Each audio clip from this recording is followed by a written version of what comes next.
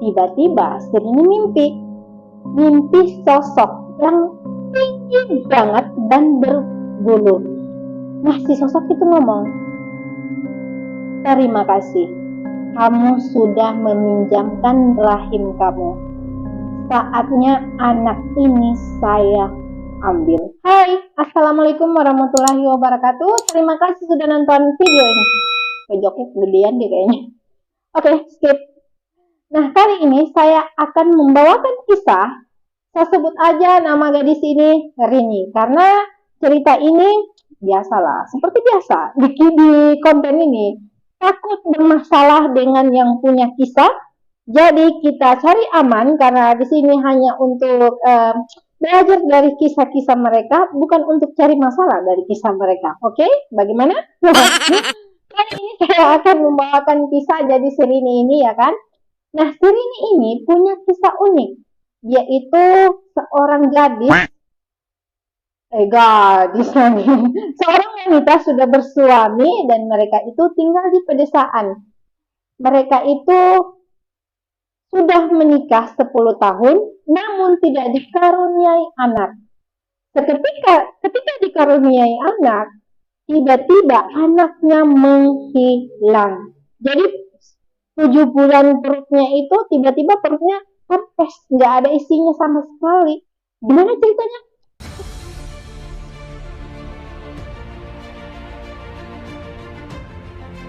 Backgroundnya Sirini dulu nih. Jadi Sirini ini sama seperti yang di depan saya ceritakan, bahwa Sirini ini udah menikah 10 tahun, namun tidak dikaruniai anak. Mereka itu hanya seorang petani biasa dan tinggal di desa. Jadi suasananya ini pada tahun 1990. Nah, di mana di desa mereka itu belum ada nih yang namanya puskesmas, apalagi rumah sakit. Jadi belum canggih-canggih banget lah ceritanya gitu. Jadi kalau mau diperiksa, oh ini penyakit atau apa, belum tahu nih. Kerjanya Sirini ini bersama suaminya yaitu tiap sore ngarit, dan mereka itu hidup dari tanaman, umbi-umbian, dan sayur-sayuran yang mereka tanam sendiri. Dan mereka mempunyai 2 kambing. Jadi setiap sore Sirini bersama suaminya itu ngarit, ngambil rumput gitu, rumput untuk diberi makan kepada si kambing. Setiap sore nih kerjanya mereka tuh bareng-bareng. Nah, pada suatu ketika Sirini ini tiba-tiba jatuh sakit. Nggak tahu nih, dia ngerasa nggak enak badan, mual, terus pusing, panas badan awalnya. Namun ada yang aneh di sini, penyakitnya itu hampir 7 hari nggak hilang-hilang. Suaminya khawatir kan, lah istri aku kenapa gitu, kok udah hampir 7 hari tetap nggak enak badan. Lalu suaminya itu memberi obat warung ceritanya, dikasih makan lah, tapi nggak terlalu intens ya. Kalau intens bisa, kalau intens mungkin si Rini ini keguguran. Enggak, pokoknya diberikan obat itu nggak tiap hari, enggak. Jadi dia itu dikasih obat kalau panasnya itu naik, dia minum obat warung. Karena udah lama dia sakit, dan dia itu juga nggak menstruasi. Disitulah Sirini mulai curiga, Bang, jangan-jangan ini lagi hamil ya, ngomong gitu Sirini. Ah, masa? Iya, soalnya Sirini bulan ini nggak dapet Bang, ngomong gitu. Ya, aduh, ini kok kayak sinetron banget ya. Oh ya, kamu nggak ini horor atau apa sih? Udah, oke. lanjut ceritanya teh. Aduh, ya Allah, gini kalau ada dialognya. Oke. Kau dulu. Lanjut. Kamu ini nggak pernah telat nggak kayak gini? Gitu kan suaminya. Enggak Bang, baru kali ini saya telat. Ya udah kamu jangan kamu jangan terlalu banyak pikiran, ngomong gitu suaminya. Kita ini aja berdoa, insya Allah kamu benar-benar hamil, gitu suaminya. Nah, hari demi hari mereka jalani. Nah, sampailah 3 bulan. Karena sampai ke 3 bulannya si Rini ini nggak menstruasi, diceklah sama yang namanya dukun beranak. Jadi kan saya ngomong tadi belum ada puskesmas dan rumah sakit ya kan. Setelah dicek di dukun beranak, si dukun beranaknya ngomong, Alhamdulillah mbak, ternyata mbaknya benar-benar hamil. Aduh ya Allah, ini dialognya sumpah. Ya Allah, terasa ini. Alhamdulillah mbak, ternyata mbak lagi hamil. Ini horor sih, ternyata mbak lagi hamil, ngomong gitu. Suaminya ngedenger si istrinya hamil, tiba-tiba tuh semburinnya gitu. Alhamdulillah istri saya hamil, ya Allah. Nah, langsung dipeluk lah nih si Rini sama suaminya. Teriaklah mereka. Setelah suaminya si Rini ini tahu kalau istrinya sedang hamil, itu makin inilah gencar lah suaminya tuh protektif sama istrinya. Ini nggak boleh, itu nggak boleh. Jadi pada suatu ketika, karena kebiasaan mereka itu tiap hari ngarit, sore hari ngarit maksudnya, pergi. Jadi si Rini meskipun dalam keadaan hamil, si Rini ini mau ikut. Jadi suaminya itu sempat nih ngomong, nggak usah ikut, kamu di rumah aja. Enggak bang, saya ini nggak enak, maksudnya nggak enak diam terus, maunya kerja gitu. Mungkin udah terbiasa kali bang. Karena si Rini itu ngomong kayak gitu, suaminya ngizinin, meskipun suaminya sebenarnya kesel nih sama si Rini. Ikutlah si Rini sama suaminya, ngikut pergi ngarit, ngambil rumput ya kan. Setelah ngambil rumput, si Rini ngomong, bang kayaknya aku ini deh pulang duluan gitu. Suaminya jawab, ya udah pulang aja, nggak apa-apa. Apa saya mau anterin tapi sedikit lagi nih baru penuh gitu. Enggak bang, saya pulang aja. Ini sambil masak nantinya di rumah, saya pulang duluan, nanti keburu malam gitu. Keburu malam di jalan. Sebenarnya nggak jauh-jauh amat nih jalannya, cuman ya namanya kekhawatiran lah. Jadi si Rini itu takut gitu, khawatir gitu. Pada saat itu si Rini ini nyampe ke rumah, dia langsung ke tempat kamar mandi. Kamar mandinya itu posisinya nggak di dalam rumah, jadi agak jauh nih dari rumah. Dia langsung ke situ bersih-bersih sambil nyuci baju. Ceritanya sore-sore nyuci baju sambil mandi. Pada saat itu suaminya setelah penuh langsung pulang nih ke rumah. Pas pulang ke rumah, Neng, apa tadi? Neng dialognya. Neng, dia nyaut di sumur. Ya bang, lagi mandi, ngomong gitu.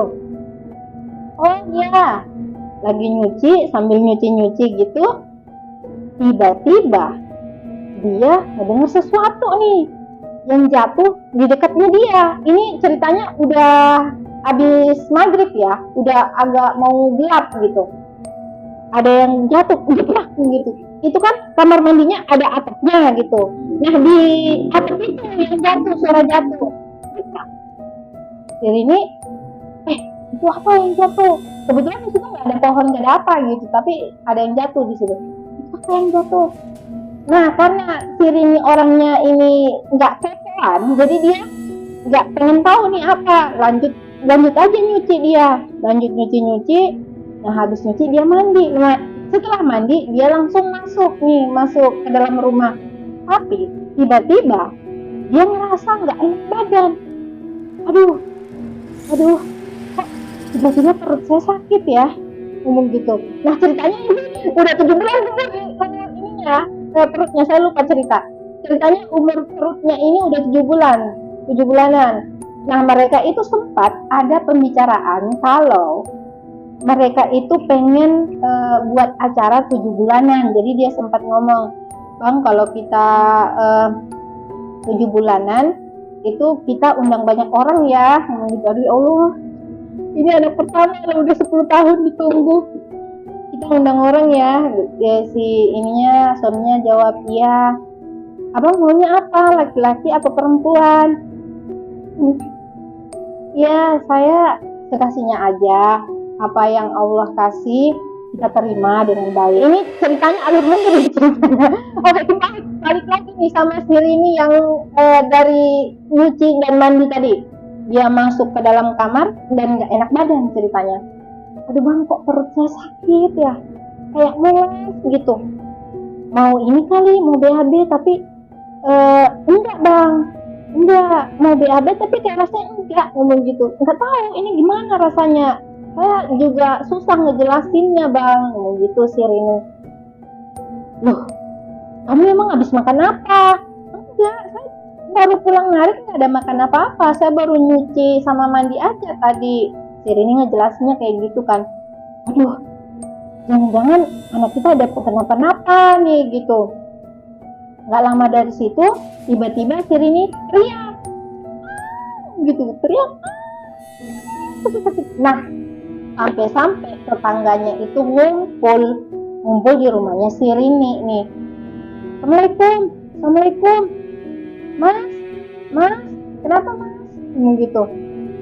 Nggak tahu bu, ini si Rini perutnya sakit. Si tetangganya ini kebetulan tetangganya bukan cuma satu ya, agak banyak kan, namanya juga di desa. Panggil dukun beranaknya. Saya sebetulnya namanya Siti, Ibu Siti ya. Nah suaminya ini larilah ini ke rumahnya Bu Siti. Bu, ya kenapa mas? Gak tahu bu, ini istri saya bu, lagi ini perutnya sakit. Si Ibu Siti heran, lah bukannya baru 7 bulan ya mas? Gak tahu bu, pokoknya ibu lihat aja dulu, ngomong gitu. Ayo. Pergilah mereka sama Ibu Siti. Ibu Siti juga ini gelisah ya kan, khawatir. Ikut ke sana karena ceritanya baru 7 bulan nih. Ikut ke sana. Nah dia ngelihat kondisinya si Rini ini udah mengkhawatirkan. Wajahnya pucat dan dia megang perut kan, merintih kesakitan.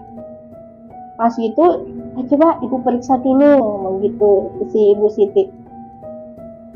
Nah setelah diperiksa, si Ibu Siti ngomong, oh alhamdulillah anaknya nggak kenapa-napa kok.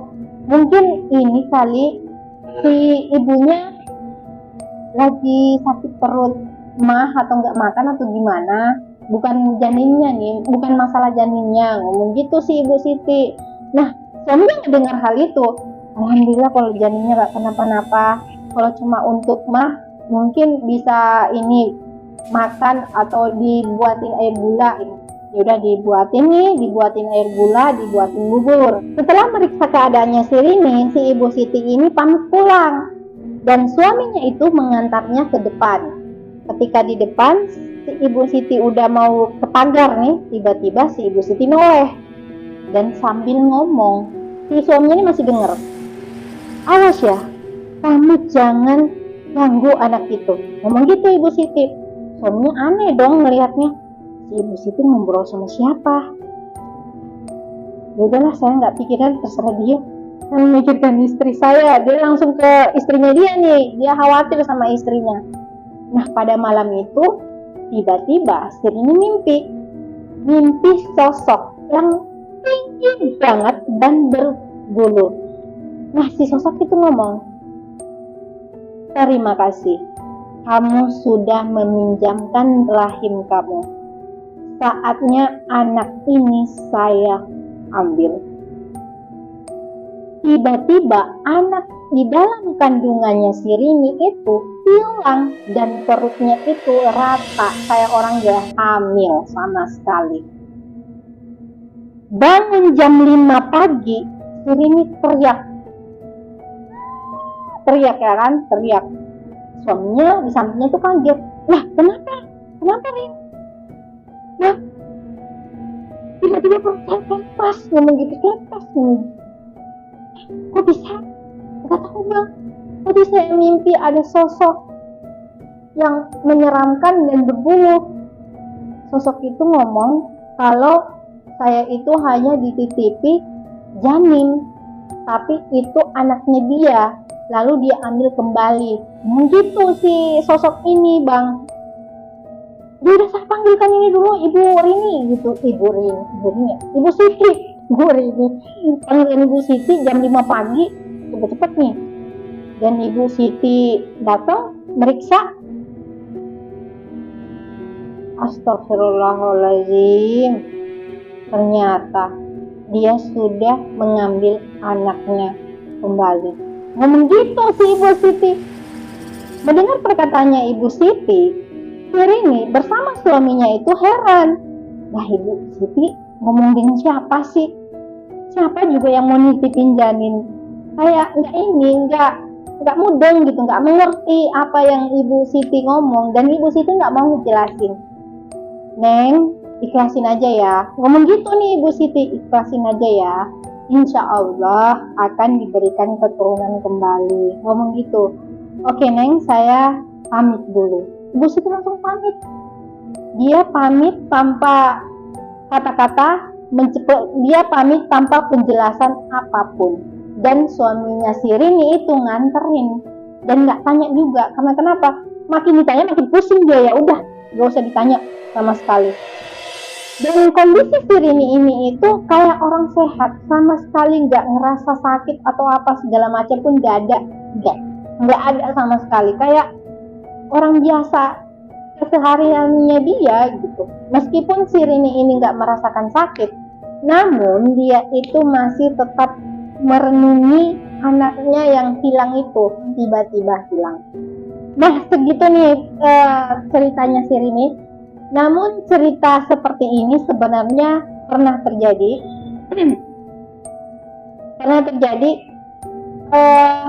Itu lebih ekstrim lagi.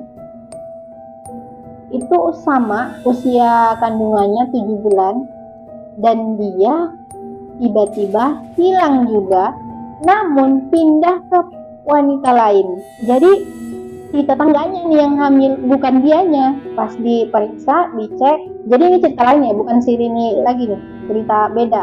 Dan ini cerita di tempat lain, bukan di tempatnya si Rini. Ini beda lagi. Pas dicek sama dukunnya, ini sama konteksnya dukun beranak juga. Pas dicek itu benar-benar hilang anaknya. Ini usianya 7 bulan juga, benar-benar hilang dan pindah ke tetangganya. Dan tetangganya itu hamil 7 bulan. Tapi nggak mungkin mau dites DNA kan tuh anak. Pasti DNA-nya sama, karena kenapa? Orang dia masih di badan kok, pasti sama lah. Nggak tahu gimana konsepnya bisa dites DNA atau gimana. Oke, sekian dulu ceritanya si Rini. Semoga kalian terhibur. Assalamualaikum warahmatullahi wabarakatuh. Dadah.